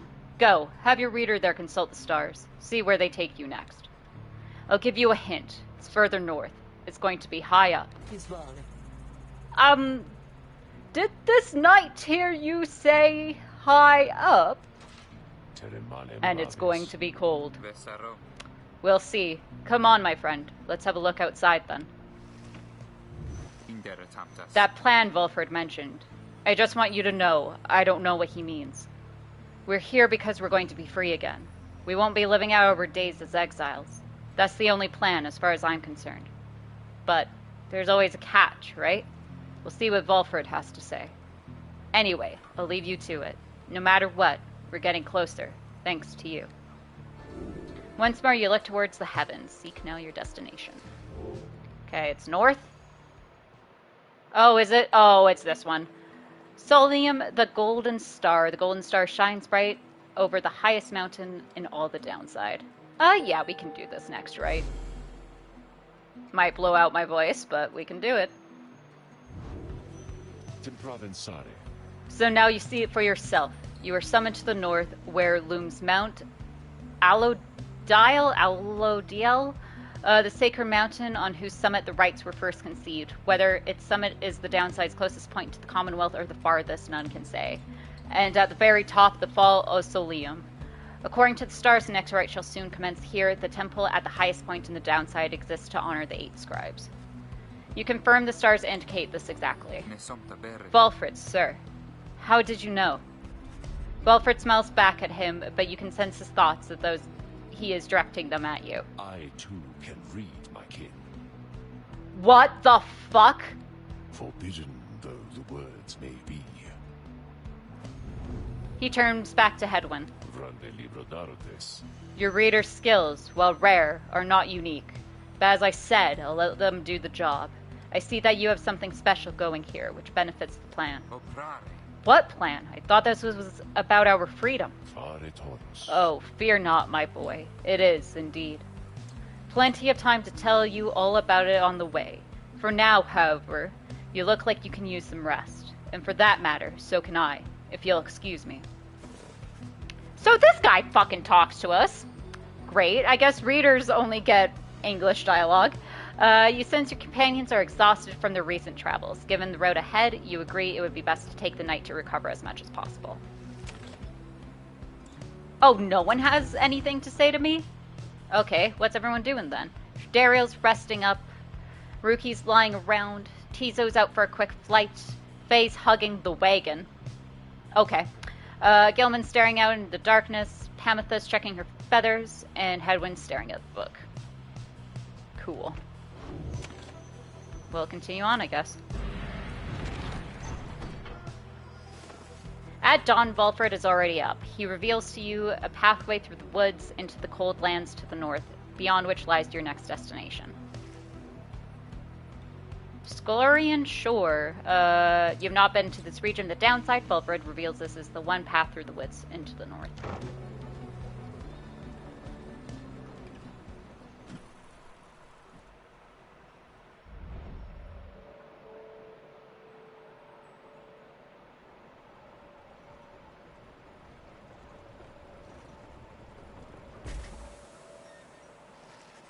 You get clear of the woods at last and arrive in lands grown cold in the shadow of Mount Allodiel. Allodiel? I don't know. You will have to make it all the way to the top. In a moment of respite, Wilfred calls everyone together to discuss matters pertaining to the rites and the plan to which he alluded. You banded together with a common faith that freedom from the downside is not impossible. Am I correct? But let me ask you something. What does freedom even mean to you? He looks in your direction as he asks, defying you to answer. You cannot sense his own thoughts on the subject and only know the truth of how you feel. Oh, fuck. Doing what you want. Freedom means being able to make decisions on your own terms. Achieving inner peace. Freedom means having a clear conscience and a carefree heart. Having no master. Freedom means answering to no one's will other than your own. Going where you please. Freedom means being able to go where the heart yearns without restrictions and without fear. To feel true love. Freedom means not having one's strongest feelings and emotions repressed or rebuffed. Living without fear. Freedom means living life without concern for others' judgment or approval. Nothing at all. Freedom is just another empty goal to chase, to give one's life a false sense of meaning. Remain silent. Freedom means not being forced into responding to such questions. What does freedom mean to me?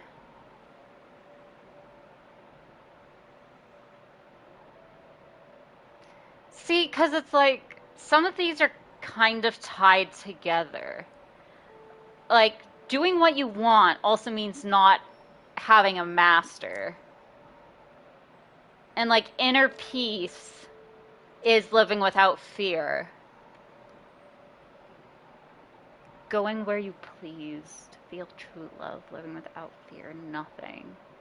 No master, inner peace, doing what you want. And like, doing what you want is like going where you please. A bit.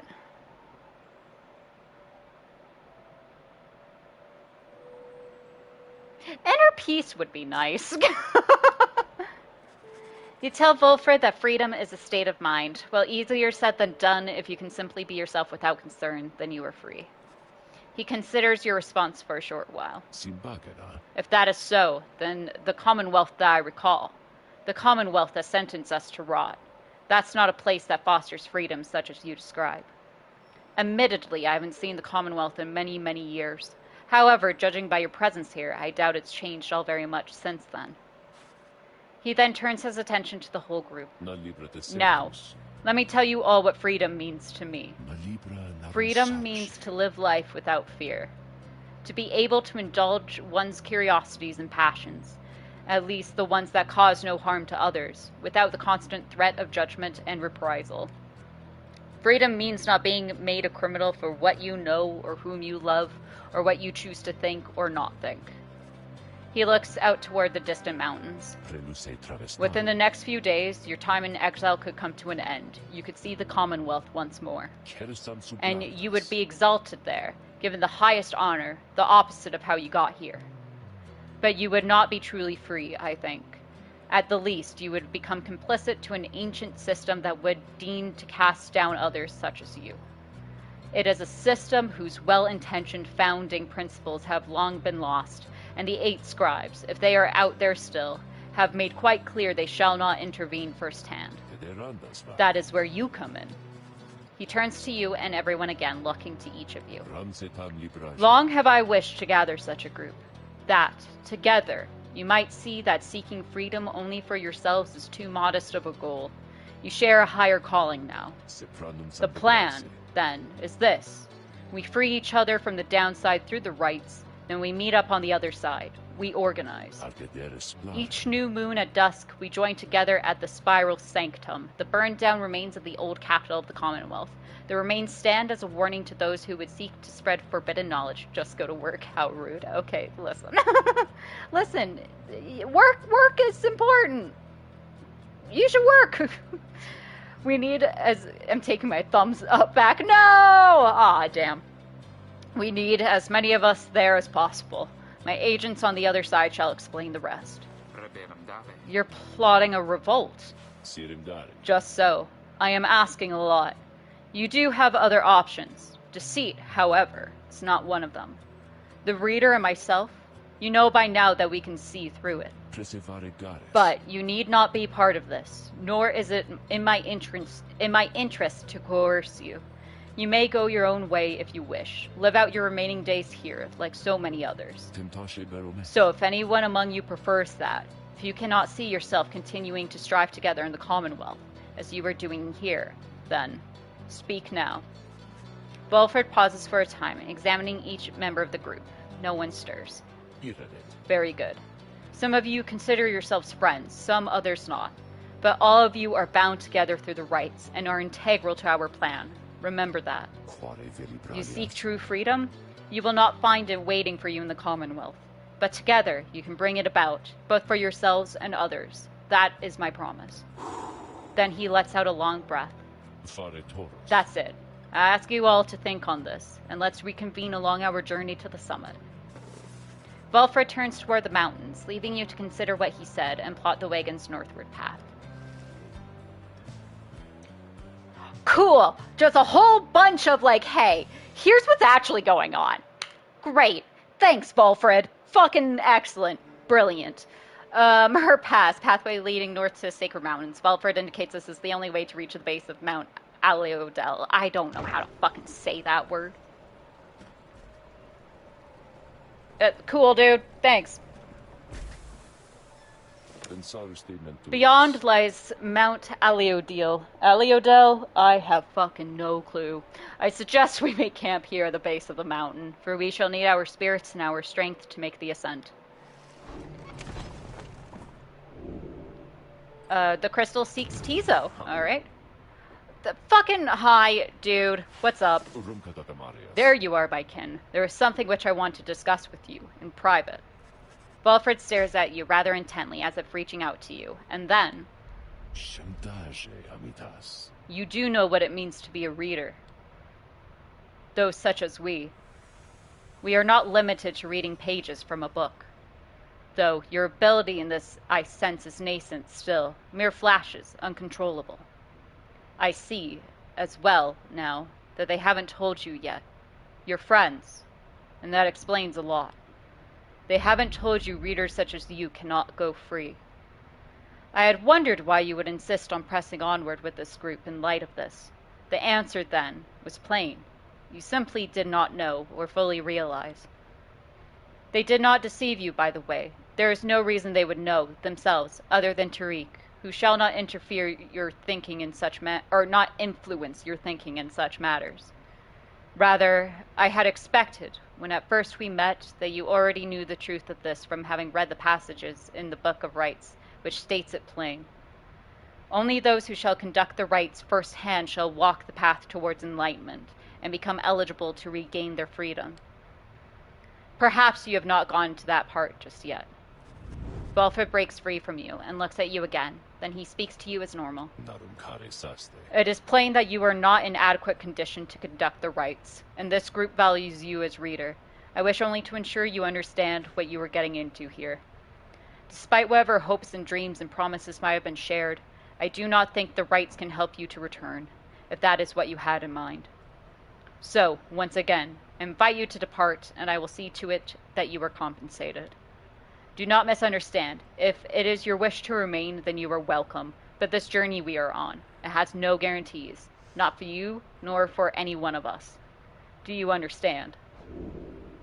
Volfred indicates that readers such as you cannot go free through the rites. Say you understand. There is more at stake here than your freedom alone, and besides, perhaps there is a way. Say you do not care. You have learned in life to keep your expectations low and tempered. Say nothing. If Volfred really wishes to know your thoughts on the subject, he knows where to find them. Abso-fucking-lutely.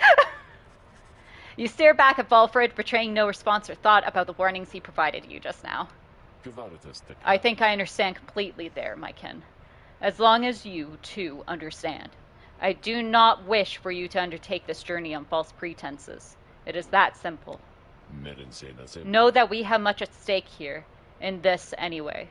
Much more than just a shot at going back into the Commonwealth, which cast us down here to begin with. It sounds like you intend to stick around. Then we'll have lots more time to chat as we ascend the sacred mountain in the coming days. Until then. He strides out of the wagon then, leaving you with your thoughts. What a dick! My lovely reader comes to me again. To what do I owe the pleasure? Hey, scribe trial, please. You need but ask, my reader. And you need but indicate who is to be my student. It's gonna be Tizo. You ask Sandra to administer one of her special trials for Tizo. I dare think I remember something of that imp. He certainly stood out from all his ilk, although that really is not saying much. Well, let us bring him forth. Tizo soon appears in heat of the summons. Tizo seems to be prepared for whatever lies ahead. Good job, bud.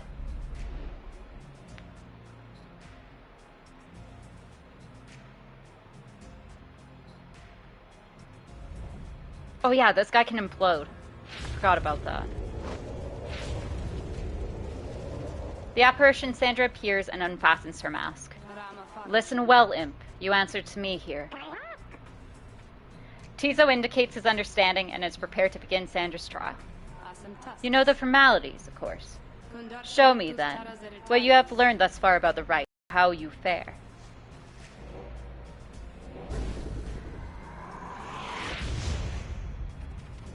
Flutter with the wrong thing. Tizo might be the first to fail. Oh.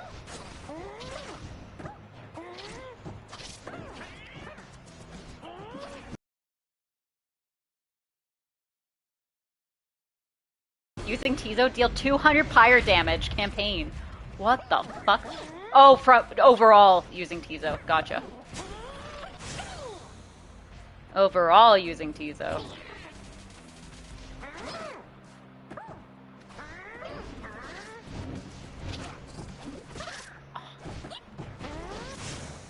Oh, rude.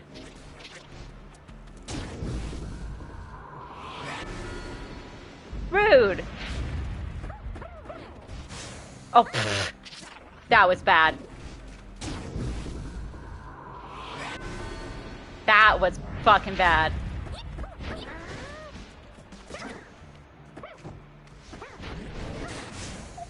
Oh.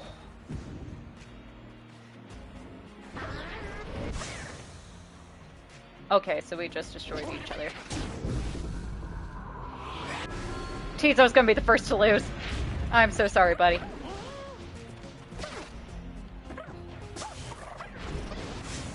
Aw, oh, damn it. Okay, implode. Dang! Holy shit! That was a wipe! I got my ass beat. Tizo's frustrated at having failed Sandra's challenge.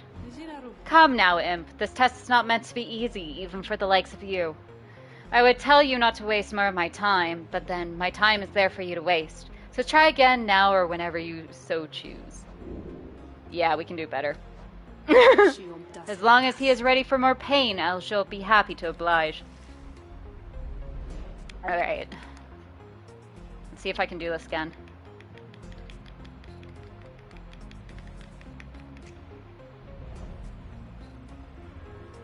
I think we'll do the scribe trial and then we'll be done for the day.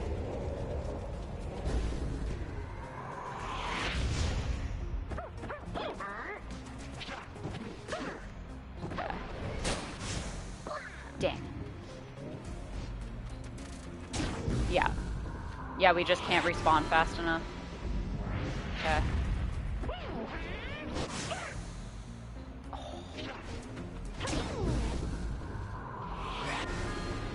Okay. So let's have them grab it first. What? Oh, rude. Okay.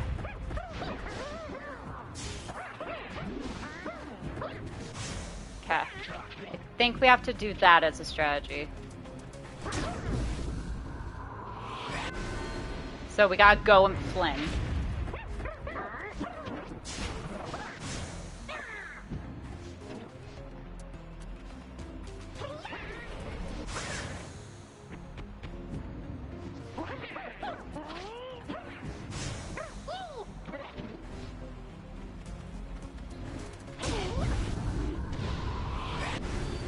Get my ass wiped.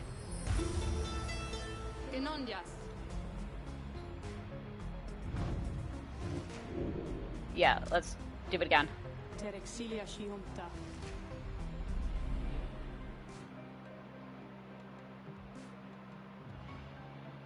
Try to banish your adversaries to create an opening. Okay.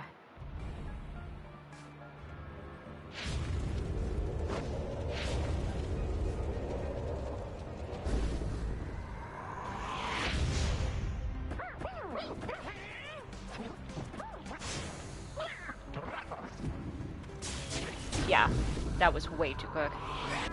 Okay.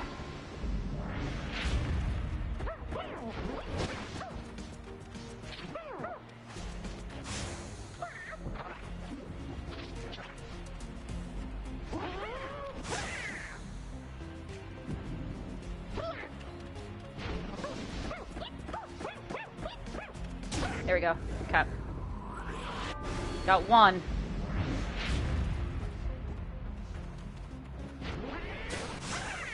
Damn.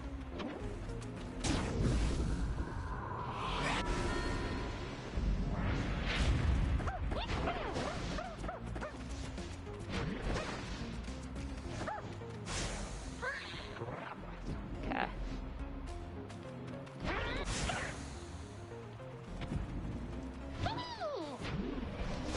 Oh, come on.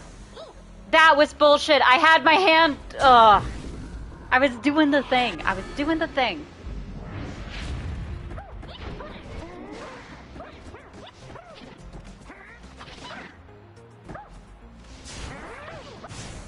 Fuck. Yeah, this is gonna end up in a reset.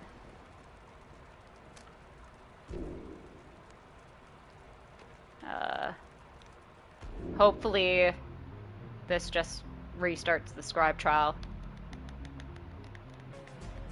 Yes, it does. Okay, good.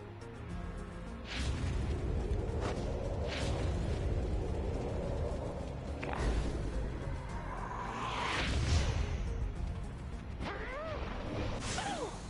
Oh. No, not good enough. Okay.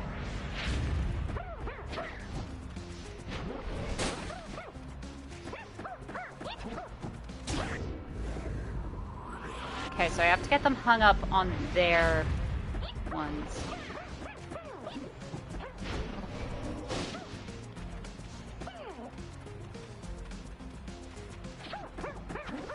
There we go. Okay. Okay. Okay. Okay.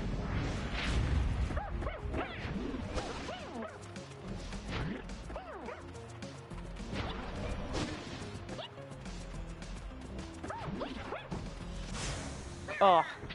That's okay. Okay, so once we lose it, we really lose it. Okay.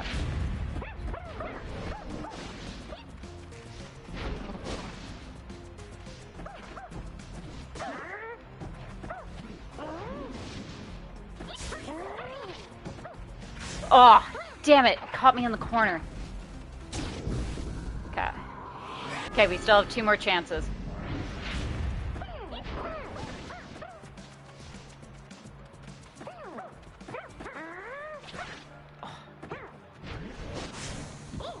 Oh, I should have imploded there.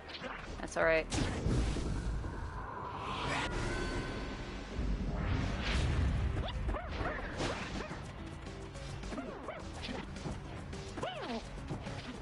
Come on, come on. Excellent. Okay, one more. One more.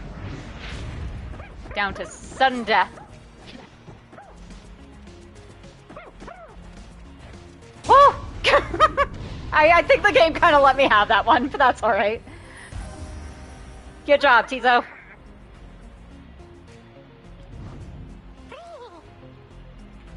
Tizo is excited to have completed Sandra's challenge and awaits her approval.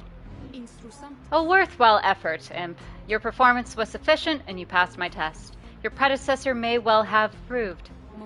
Thus, congratulations are in order. To you and to your lovely reader. Now, farewell. Bye. That fucking sucked. But we got there eventually.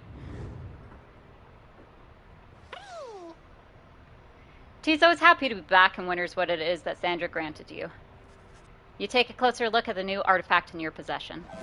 It's Ha'ab's Wing. Tizo's flutter and zip abilities cost less stamina than usual. Hell yeah. Let's put that on to you, bud. Where are you?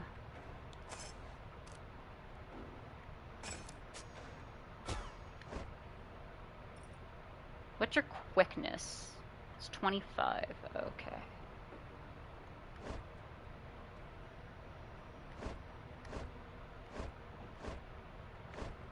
Okay. So, yeah, we can discuss the plan. Nah, actually, we'll leave it for tomorrow. That is gonna be it for today. Thank y'all so much for watching. If you are enjoying Pyre, make sure to subscribe if you haven't already and click the notification icon to know whenever I'm going to go live. If you like the video, please give it a like. And if you can, donate. It helps keep the little light here running. So if you'd like to do that, you can go to ko-fi.com/ThePorcelainGamer. Yeah, this week, well, we may be streaming at weird times. This is my week off, so luckily I'm not stuck to a certain schedule, which is nice. And also gives me some time to get my voice back between parts. As far as I am aware, what's today? Monday. So tomorrow and Wednesday, we'll be back with Pyre. Thursday's day off. Friday, we are doing our run of Hades. And then Saturday, we should be good to go with Ash. So, thank y'all so much for watching. I love you as always. And we'll see you next time.